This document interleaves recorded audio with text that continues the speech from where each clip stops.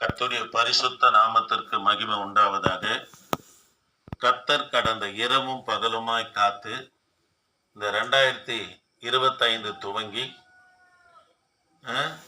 11 மாத அளவும் காத்து கர்த்தர் இந்த 12வது மாதத்துல பிரவேசிக்கவும் கர்த்தர் நமக்கு பாராட்டின கிருபைக்காக கர்த்தரை சோத்திரம் பண்ணலாமா? சோத்திரம் சோத்திரம் சோத்திரம் சோத்திரம் சோத்திரம் சோத்திரம் சோத்திரம். இந்த மாதத்தின் கர்த்தர் கிருபையா நமக்கு முடிக்க உதவி செய்து புதிய வருடத்துல பிரவேசிக்கவும் என் தகப்பனாகிய தேவன் நமக்கு கிருபை பாராட்டுவாராக. ஆமே. கர்த்தரை சோத்திரம் பண்ணலாம். சோத்திரம் சோத்திரம் சோத்திரம் சோத்திரம் சோத்திரம். சரி, இந்த மாதத்துக்கான வாக்கு தத்துவம் ஏசாயா தீர்க்க தரிசன புஸ்தகம் 45ஆம் அதிகாரம். பைபிள் வாசிக்கிறவங்க முன்னாடி வந்துங்க. ஏசாயா தீர்க்க தரிசன புஸ்தகம் 45ஆம் அதிகாரம் 4ஆம் வசனம். வெண்கல கதவுகளை உடைத்து இரும்பு தாழ்பால்களை முறித்து அந்தரங்கத்தில் இருக்கிற பொக்கிஷங்களையும் ஒளிப்பிடத்தில் இருக்கிற புதையல்களையும் உனக்கு கொடுப்பேன். கவனிக்கலாம். நான் என் தாசனாகிய யாக்கோப்பின் நிமித்தமும் நான் தெரிந்து கொண்ட இஸ்ரவேலின் நிமித்தமும் நான் உன்னை பெயர் சொல்லி அழைத்து. அல்லேலூயா. தேவ பிள்ளைகளே, இந்த வார்த்தையை கவனிப்போம். ஆண்டவர் இன்றைக்கு இந்த மாதத்துக்கு நமக்கு கொடுக்கிற வாக்கு தத்தனா உங்களுக்கு பொக்கிஷங்களை கர்த்தர் தருவாருங்க. பாருங்க, பொக்கிஷங்களை கர்த்தர் தருவார். நீங்க எதிர்பார்க்கிற நன்மையா இருக்கட்டும், ஐஸ்வர்யமா இருக்கட்டும், ஆஸ்வாதமாக இருக்கட்டும், ஒன்றும் தடைப்படாம என் தேவனாகிய கர்த்தர் நிச்சயமா இந்த மாசத்துல நமக்கு தருவார். ஆமே. சரி, இது கோரேசு ராஜா பிறப்பதற்கு 180 ஆண்டுகளுக்கு முன்பதாகவே இன்னென்ன ஆஸ்வாதங்களை பெறுவே, பாபிலோன் சிறையிருப்புல இருக்கிற யூத ஜனங்களை விடுதலையாக்கி அனுப்புவே என்று சொல்லி அவர் பிறப்பதற்கு 180 ஆண்டுகளுக்கு முன்பதாகவே ஏசாயா தீர்க்கதரிசினால உரைக்கப்பட்ட பகுதி தான் ஏசாயா 44ஆம் அதிகாரம் 28 45ஆம் அதிகாரம் 1 முதல் 5 வரைக்கும். இது கோரேசுக்காக கொடுக்கப்பட்ட தீர்க்க தரிசன வார்த்தைகளாக இருக்கிறது. ஆக தேவ பிள்ளைகளே, கர்த்தர் இந்த மாதத்துல நமக்கு பொக்கிஷங்களை நாம் எதிர்பார்க்கிற ஒன்றும் தடையில்லாம எல்லாவற்றையும் கர்த்தர் கை கூடி வர பண்ணுவார். ஆமே. சரி, இந்த கோரேசு யார் என்று பார்த்துட்டு கவனிக்கலாம். எந்த இடத்துல இருக்கிற பொக்கிஷங்களையும் ஒளிப்பிடத்துல இருக்கிற புதையல்களையும் கர்த்தர் கொடுத்தார் என்று சொல்லிதான் நம்ம தியானிக்க போகிறோம். அதற்கு முன்பதாக இந்த கோரேஸ் யார் என்று நம்ம பார்க்கலாம். பெர்சியா தேசத்துடைய ராஜாவுக்கு அநேக மறுமனையாட்டிகள் இருந்தாங்க. மனைவி வேற, மறுமனையாட்டி வேற. மனைவி என்பவங்க முறைப்படி திருமணம் செய்தவங்க மனைவி. மறுமனையாட்டி என்பது விதவைக்கு தள்ளப்பட்டவங்களுக்கு வாய்க்க கொடுத்தவங்க தான் மறுமனையாட்டி. ஆக இந்த பெர்சியா ராஜாவுக்கு அநேக மறுமனையாட்டிகள் இருந்தாங்க. அதுல ஒரு மறுமனையாட்டிக்கு ஒரு ஆண் பிள்ளை பிறந்தது. பாருங்க, அந்த பிள்ளை பிறந்த போது அந்த பெர்சியாவின் ராஜாவும் அந்த மறுமனையாட்டி அதாவது தாயும் ஒரு சொப்பனத்தை கண்டாங்க. அந்த சொப்பனத்தின் அர்த்தம் என்னவென்று சொன்னா, இந்த குழந்தை பிறந்த நேரம் சரியில்லை, இந்த குழந்தை பிறந்தது நிமித்தமா தன்னுடைய ராஜபாரத்துக்கு ஆபத்தா இருக்கிறது என்று சொல்லி அந்த சொப்பனத்து வாயிலாக அறிந்து கொண்ட அந்த தாயும் தகப்பனும் என்ன செய்தார்கள் என்று சொன்னா, அந்த பெர்சியாவின் ராஜா ஒரு கட்டளை பிறப்பிக்கிறார். என்ன கட்டளைன்னா, இந்த குழந்தை கொல்லப்படணும், சாகப்படணும் என்ற கட்டளை பிறப்பிக்கும் போது இதனால தாய் பார்த்தாங்க, என்னதான் பெற்ற வயிறாச்சு, பிள்ளைய சாகடிக்காம தன் கணவனுக்கு தெரியாம, பெர்சியாவின் ராஜாவுக்கு தெரியாம ஒரு மெய்ப்பன் இடத்துல கொண்டு போயினாங்கன்னா இந்த குழந்தைய கொடுத்தாங்க. அந்த மெய்ப்பன் வைத்த பெயர் தான் கோரேஸ் என்று அந்த ஆண் பிள்ளைக்கு என்ன பண்ண பெயர் வைக்கிறார். கோரேஸ் என்று சொன்ன இழிவானவன், மகிழ்ச்சி அற்றவன் என்று பொருளாக இருக்கிறது. ஆகவேதான் ஏசாயா தீர்க்க தரிசன புஸ்தகம் 44ஆம் அதிகாரம் 28ஆம் வசனத்துல கோரேசு குறித்து, அவன் என் மெய்ப்பன், அவன் எருசலேமை நோக்கி கட்டப்படு என்றும் அவன் என் மெய்ப்பன் என்று இங்க ஏசாயா சொல்வதற்கு காரணம் என்னன்னா, அவரை யாரு வளர்க்கிறது? ஒரு மெய்ப்பன் வளர்க்கிறார் என்று சொல்லி பார்க்கிறோம். சரி, காலங்கள் கடந்தது. பெர்சியா தேசத்துக்கு ராஜாவாக கர்த்தர் யாரை கொண்டு வர்றார்னா, இந்த கோரேசை, எந்த ஆண் பிள்ளையை கொல்லப்பட வேண்டும் என்று சொல்லி தன் தகப்பனால கட்டளை பிறப்பிக்கப்பட்டதோ அதே பிள்ளைய, அதாவது பெர்சியா தேசத்திற்கு ராஜாவாக கர்த்தர் கொண்டு வருகிறார். தேவ பிள்ளைகளே, அது மாத்திரமல்ல, இந்த பெர்சியாவும் மேதியாவும் நம்ம பாண்டிச்சேரியும் தமிழ்நாடு எப்படி இணைந்து இருக்கிறதோ அது போல பக்கத்துல இருக்கிற ஒரு சின்ன தேசம் தான், ஒரு சின்ன நாடு தான். மேல பெர்சியா இருக்கும், கீழே மேதிய தேசம் அப்படின்னா காணப்படும். பாருங்க, மேதியாவுக்கு யாரு ராஜாவா இருந்தார்னா தரிவு. இவர் வயதானவர். பாருங்க, பெர்சியாவுக்கு ராஜாவாக யார் இருந்தார்னா கோரேசு ராஜாவாக இருந்தார். இவங்க 2 பேரும் சேர்ந்துதான் அநேக நாடுகள் என்ன பண்ண கைப்பற்றினே வராங்க. ஆனா பாபிலோனை கைப்பற்றுவதற்கு அவ்வளவு லேசான காரியம் இல்லை. காரணம் என்னவென்று சொன்னா, தேவ பிள்ளைகளே, பாபிலோன் தேசம் நாட்கள்ல வல்லரசு நாடாய் காணப்பட்டது. அது மாத்திரமல்ல, பாபிலோன் ராஜா நேபுகாத் நேச்சாரு தன் தேசத்தை பாதுகாப்பதற்காக பாபிலோனை சுற்றிலும் அகலமும் உயரமான சுற்றுச்சுவரை ஏற்படுத்தினார். அது மாத்திரமல்ல, அந்த சுற்றுச்சுவருக்கு தள்ளி கொஞ்சம் நல்ல தூரத்துல இன்னொரு அகலமான உயரமான சுற்றுச்சுவரை ஏற்படுத்தி இந்த 2 சுவருக்கு இடையில பாபிலோன் வழியா எந்த நதி போகுதுன்னு சொன்னா ஐபிராத்து நதி போகுது. ஐபிராத்து நதியில அநேக கிளை நதிகள் இருந்ததுனால ஒரு கிளை நதியை திருப்பி எங்க விட்டுட்டாருன்னா அந்த 2 அதாவது அகலமும் உயரமான சுற்றுச்சுவருக்கு இடையில என்ன பண்ண விட்டுட்டாரு. இந்த 2 சுற்றுச்சுவருக்கு இடையில எது இருக்குது? பாபிலோன் தேசம் இருக்குது. சுற்றிலும் ஆறுகள் அதாவது நதிகள் என்ன பண்ண தண்ணீரினால சூழ்ந்து இருக்குது. சீக்கிரத்துல யாரும் எங்க போக முடியாதுன்னா பாபிலோனை எதிரிகள் நெருங்க முடியாத அளவுக்கு பாதுகாப்பை யார் ஏற்படுத்தினார்னா நேபுகாத் நேச்சார் ஏற்படுத்தினார். அது மாத்திரமல்ல, அந்த சுற்றுச்சுவருக்குள்ள சுற்றி வருகிற அந்த நதிகளிலே பெரிய பெரிய முதலையும் கவனிக்கலாம். முதல மாத்திரம் இல்ல, பெரிய பெரிய பாம்புகளை அதாவது வைத்து அந்த தேசத்தை அந்த அளவுக்கு யாரு பாதுகாக்கிறார்னா நேபுகாத் நேச்சர் பாதுகாக்கிறார். ஆகவே பாபிலோனை கைப்பற்றுவதற்கு இவங்களுக்கு லேசான காரியம் இல்லை, பெரிய காரியமா இருந்ததுனால அதற்கு இவங்களுக்கு சவாலாகவே இருந்தது. யாருக்கு? மேதிய ராஜாவுக்கும் அதாவது பெர்சியா ராஜா கோரேசுக்கு என்ன பண்ணா சவாலாகவே இருந்ததுனால இவங்க ஒரு யுத்தி என்ன பண்ண கையாளுறாங்க. இதுதான் ஏசாயா தீர்க்க தரிசன புஸ்தகம் 43ஆம் அதிகாரம் 14ஆம் வசனத்தை வாசித்து பார்ப்போம்னா, நான் உங்களுக்காக அரண்களை இடிந்து விழவும் கல்தையர் படகிலிருந்து அலறவும் செய்யத்தக்கதாக பாபிலோனுக்கு அனுப்பினவர் என்று உன் மீட்பரும் இஸ்ரவேலின் பரிசுத்தருமாகி கர்த்தர் சொல்லுகிறார் என்று சொல்லி வாசிக்கிறோம். பாருங்க, கல்தையருடைய படகுல இருக்கிறவர்கள் அலறவும் செய்யத்தக்கதாக பாபிலோனுக்கு அனுப்பினேன் என்று உன் மீட்பராகிய பரிசுத்தர் சொல்லுகிறார் என்று இந்த இடத்துல வாசிக்கிறோம். தேவ பிள்ளைகளே, இதுக்கு அதாவது இதை கைப்பற்றுவதற்கு இவங்க கையாண்ட யுத்தி என்னன்னா, பெர்சியாவின் ராஜா கோரேசும் தரிவும் மேதிய ராஜா தரிவும் கையாண்ட பகுதி என்னன்னா, அதாவது பாபிலோனுக்குள்ள வருகிற அந்த ஐபிராத்து நதியை பெரிய அணையை ஏற்படுத்தி தடுத்து 1 வாரம் யுத்த பயிற்சி எடுப்பாங்க. திரும்ப அந்த அணையை என்ன பண்ண திறந்து விடுவாங்க. இப்படி பயிற்சி எடுத்துன்னு இருக்கிற நாட்களில் தான் தானியேலின் புத்தகம் 5ஆம் அதிகாரம் 1ஆம் வசனத்தை கொஞ்சம் வாசிக்கலாமா? தானியேலின் புத்தகம் 5ஆம் அதிகாரம் 1ஆம் வசனத்தை கொஞ்சம் வாசிக்கலாம். பெல்ஷாத்சார் என்னும் ராஜா தன் பிரபுக்களில் 1000 பேருக்கு ஒரு பெரிய விருந்து செய்து, கவனிக்கலாம், நேபுகாத் நேச்சாருடைய பேரன் பாபிலோனுக்கு ராஜாவாக வருகிறார் பெல்தாஷார். இவர் என்ன செய்தார்னா 1000 பேருக்கு ஒரு பெரிய ராஜாக்களுக்கு நம்ம விருந்தை உண்டு பண்ணினார். அந்த விருந்துக்கு யாரும் அழைக்கப்படுறாருன்னா மேதிய ராஜாவா இருக்கிற கவனிக்கலாம் தரிவும் அழைக்கப்படுறாரு. கோரேசு ராஜா பார்த்தாரு, இதுதான் சமயம் என்று சொல்லி கவனிக்கலாம். இவர் மேதிய ராஜா தரிவு வீட்டிலேயே அதாவது மிதமான இருக்கிற போதை கலந்து திராட்சை ரசத்தை கொண்டு போறார். அந்த பெரிய விருந்து என்று சொன்னா ஒரு முடக்கு குடிச்சவர் அதிக போதையா இருக்கிற அந்த விருந்து 1000 ராஜாக்களுக்கு யார் ஏற்படுத்துறாரு? இந்த பெல்தாஷார் ஏற்படுத்துறா. அதுக்கு அநேக ராஜாக்களுக்கு அழைப்பு கொடுக்கிறாரு. அதுல தரிவும் அழைப்பு கொடுத்தோன்னே தரிவு உள்ள போயிட்டார். வீட்டுல ஏற்கனவே அதை கொஞ்சம் மிதமான போதை கலந்து திராட்சை ரசத்தை கொண்டு போயிட்டு அந்த விருந்துல தானும் அதாவது திராட்சை ரசத்தை குடிக்கிறது போல தான் வச்சிருந்த திராட்சை ரசத்தை நம்ம குடிச்சுக்கிறார். வெளியே இந்த கோரேஸ் ராஜா என்ன பண்ணனா வராரு, அணையை கட்டிட்டாரு.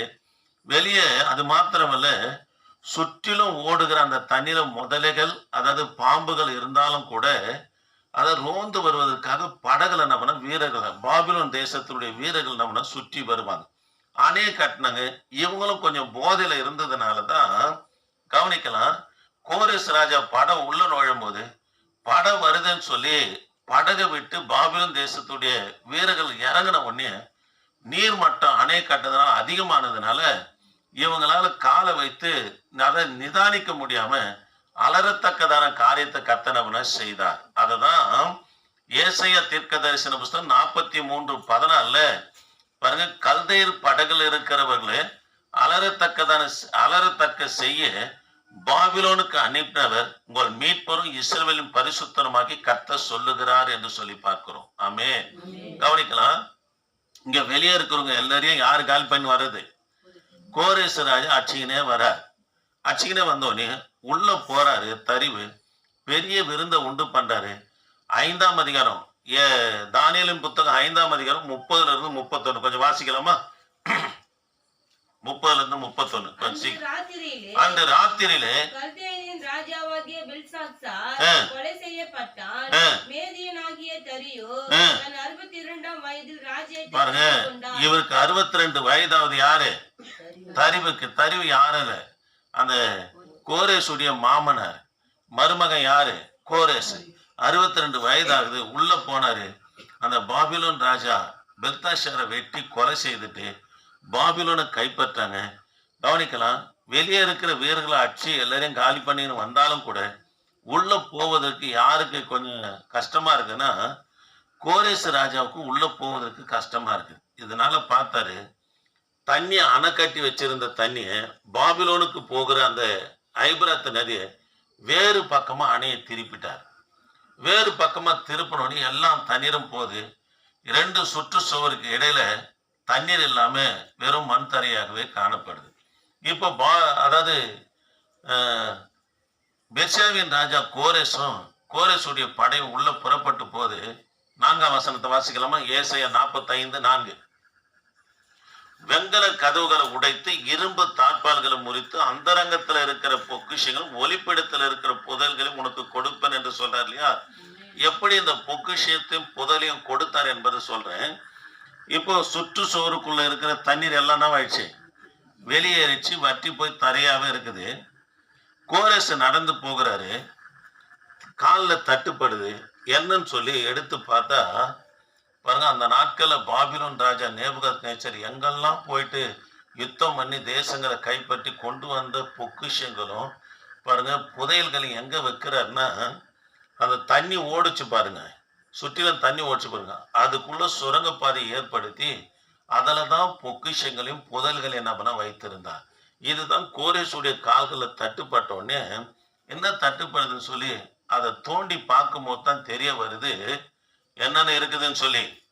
அதாவது கவனிக்கலாம், இதுதான் வெங்கல கதவுகளை உடைத்து இரும்பு தாழ்பால்கள் முறித்து ஒளிப்பிடத்தில் அதாவது கவனிக்கலாம், அந்தரங்கத்துல இருக்கிற பொக்கிஷம். அந்தரங்கன்னா அடியில கவனிக்கலாம், உள்ள இருக்கிற பொக்கிஷத்தையும் பிற்பாடு ஒளிப்பிடத்தில் இருக்கிற புதையல்களை உனக்கு கொடுப்பேன் என்று கர்த்தர் வாக்குத்தத்தம் பண்ணினது போல பாபிலோன் ராஜா ஏராளமான வெள்ளியும் பொண்ணு எங்க வைத்திருந்தார்னா அந்த தண்ணி சுற்று தண்ணி ஓடுகிற கீழே தான் சுரங்கு பாதை ஏற்படுத்தினோம்னா அதை பத்திரப்படுத்தி வைத்திருந்தார்.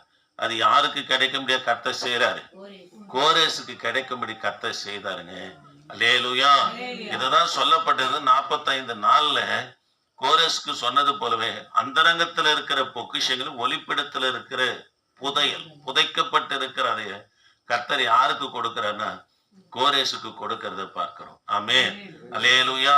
ஆக எனக்கு அன்பான கர்த்தருடைய பிள்ளைகளே, இந்நாளில கர்த்தர் நமக்கு கொடுக்கிற வாக்குத்தத்தம்னா உனக்கு பொக்கிஷங்களை மாத்திரம் இல்லைங்க, இந்த வருஷத்தின் கடைசியில இருக்கிற நமக்கு நீங்க கேட்கிற எல்லாவற்றையும் கர்த்தர் தருவாருங்க.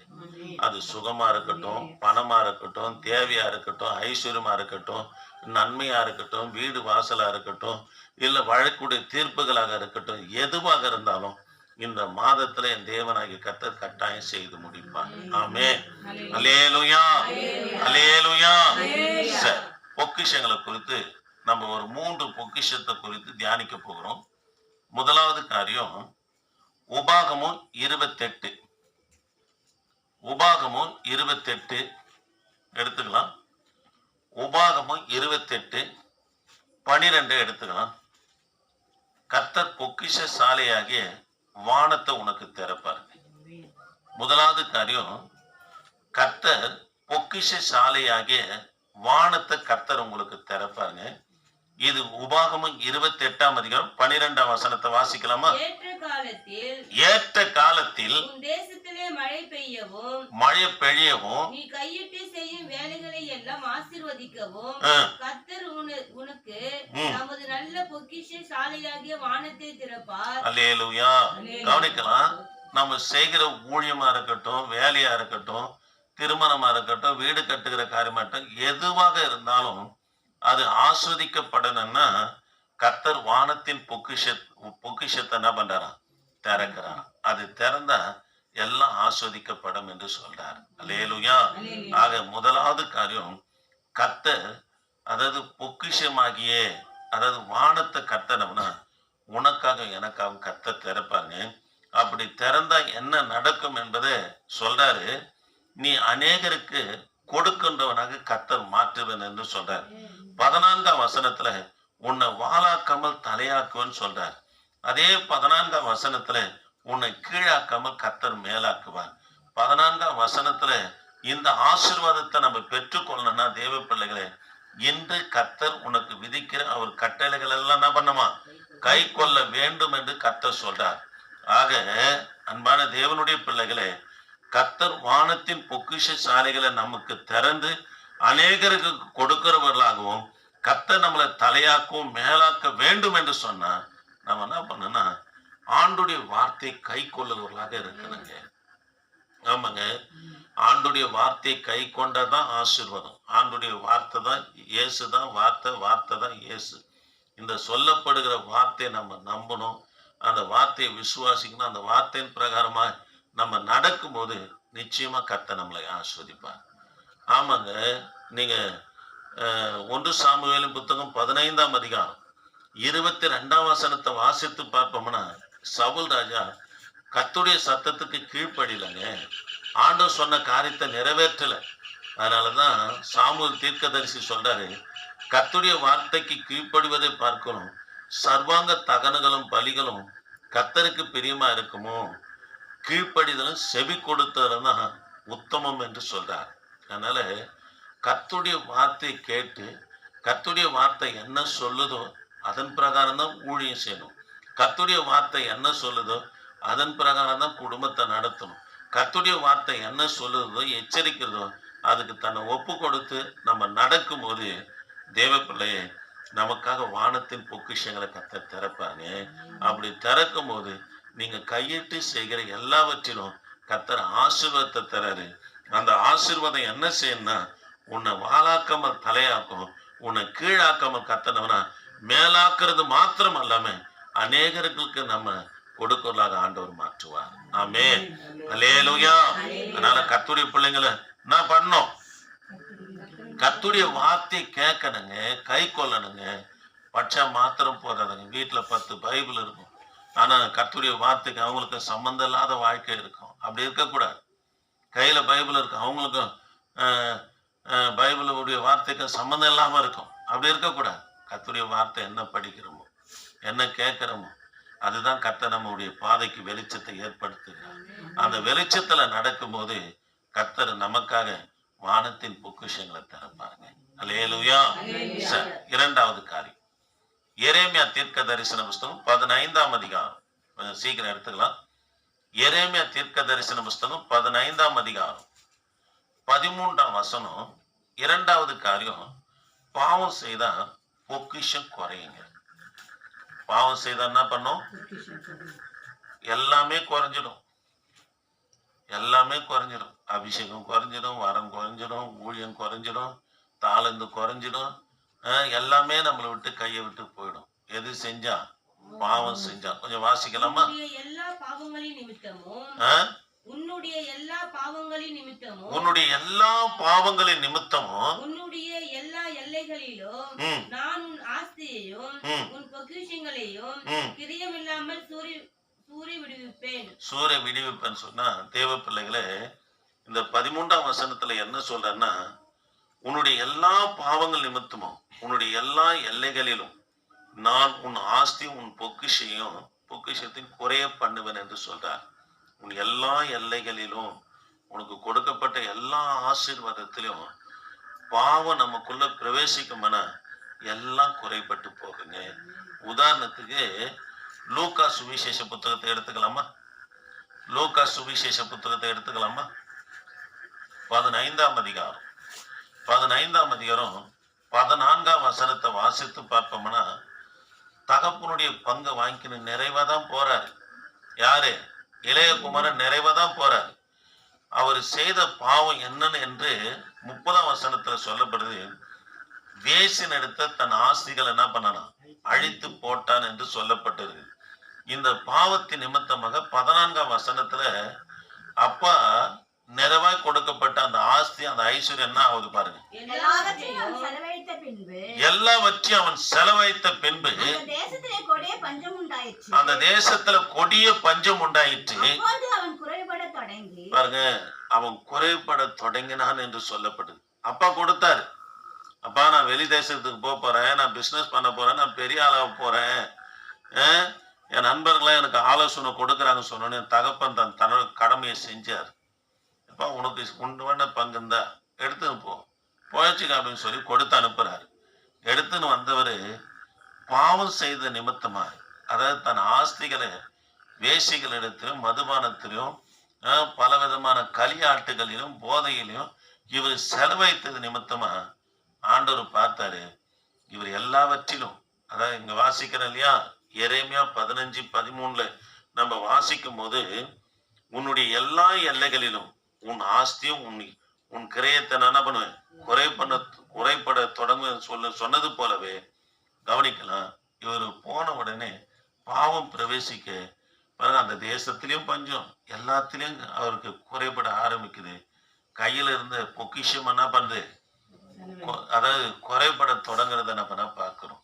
அப்போ பாவம் ஒரு மனுஷனுக்குள்ள வருமானா கர்த்தர் கொடுத்த எல்லா ஆசீர்வாதமும் அவனை விட்டு விலகிடுங்க, குறைபட தொடங்குங்க. அதனால எது மட்டும் வரக்கூடாது? பாவம் மட்டும் வரவே கூடாதுங்க.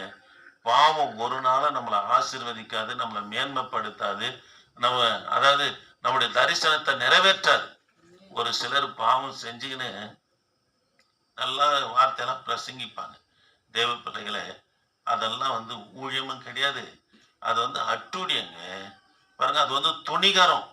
பாவம் செஞ்சுக்கின்னு, அதாவது ஆலயத்துக்கு வருது, பாவம் செஞ்சுன்னு கர்த்தருடைய ஊழியத்தை செய்து பாவம் செஞ்சுன்னு தேவனுடைய வார்த்தையை பிரசங்கம் பண்ணது, அதெல்லாம் துணிகரம்.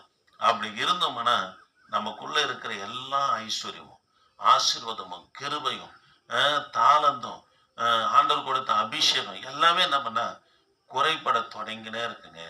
நம்முடைய எல்லைகள்லையும் சரி, நமக்குள்ளும் பாவங்கள் பிரவேசிக்காத கர்த்தருடைய பிள்ளைங்க ரொம்ப ஜாக்கிரதையா பார்த்துக்கணும். ஆமென், அல்லேலூயா. முதல் காரியம் சொன்னேன், கர்த்தர் பொக்கிஷங்கள் ஆகிய வானத்தை கர்த்தர் நமக்கு திறந்தார்னா அநேகருக்கு கொடுப்போம்.